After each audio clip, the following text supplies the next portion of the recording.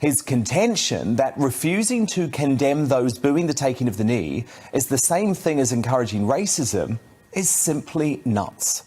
Priti Patel, herself a constant victim of the most vile racism, was completely right to brand the taking of the knee as gesture politics. There's a great irony now that people in public life are being forced into that gesture or being accused of racism. Dan Hodges, the political columnist for the Mail on Sunday, summed up this great big political mess perfectly today. This is what he wrote. It's happening again. Progressives are trying to construct a narrative that there has been a sea change in public opinion and there is now a broad national consensus in support of Take a Knee. There isn't. And pretending there is doesn't help anyone. The problem is people are conflating support for the team and the players with support for taking a knee. And they're not the same thing. Many players and many fans want some sort of anti-racism statement at the start of games. Many fans do not back taking a knee. So we simply need a new anti-racist symbol that people can unite behind. Not one imported from the States, but one that everyone can have ownership of. I actually completely agree with that. I will happily back an anti-racism sporting statement as long as it's not connected with bringing down our police and taking down our great capitalist society. Yes, and don't forget the woke warriors like to depict this nation as a racist hellhole.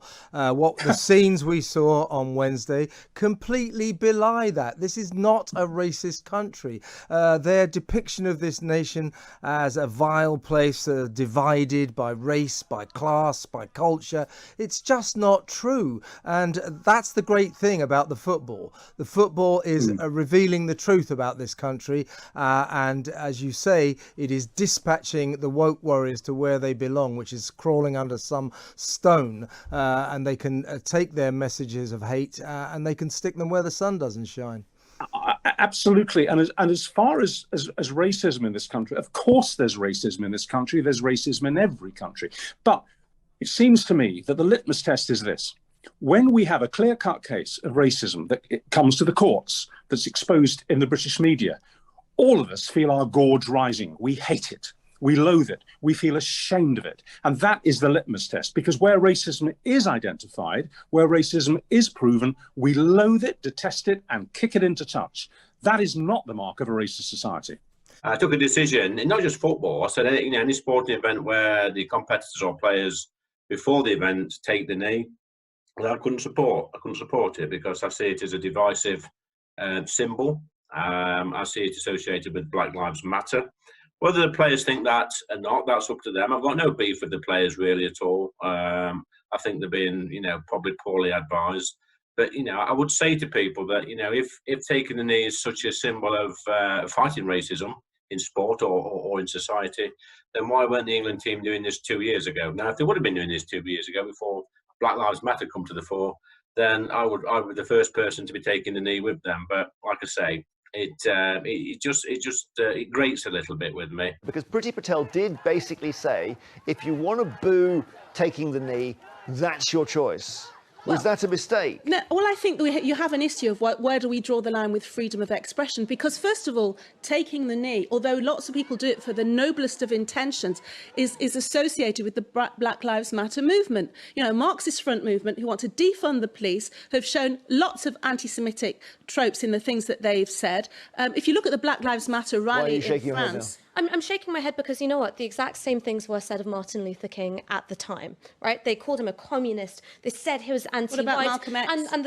And by the time Martin Luther King was killed, 75% of Americans had a negative point of view of him. So there has never been an anti-racist movement in history which has had universal adulation. There's always been attacks. Black Lives, what about the stuff they say? Hang on a second.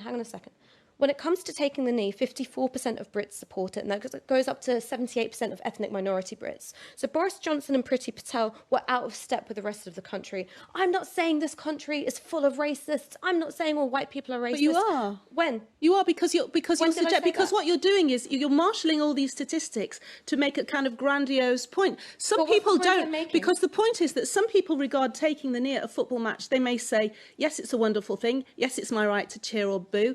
I didn't come to the football to have gesture politics thrown down my throat. I'm saying, there's all sorts of reasons that motivated it. Okay, I'm saying 54%. Most Brits back it. The 21st century Jim Crow assault is real. It's unrelenting. And we're going to challenge it vigorously. We'll be asking my Republican friends in Congress and states and cities and counties to stand up for God's sake and help prevent this concerted effort to undermine our elections and the sacred right to vote. Have you no shame? Have you no shame? Asks the hair-sniffing, plagiarizing race baiter. So as a new report reveals that our Navy is unprepared to defend our country, but is full speed ahead on anti-racism, we're being told that the enemy is within. Never mind Russia or even China, which now boasts the world's most fearsome Navy. The real monsters drive Chevy trucks, wear red hats, and listen to Toby Keith.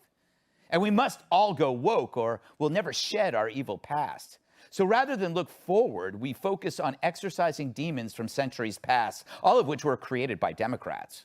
Their hate for this country runs deeper than a Chicago pizza. When we inevitably become a failed superpower, at least we'll know why. We deserve it, because we were worse than those murderous Confederate slave owners and their corrupt segregationist descendants. In other words, Democrats. How's that for hyperbole? Your phone calls tonight have been described variously as rabid, pig-ignorant, and stultifyingly ill-informed. Thanks for those.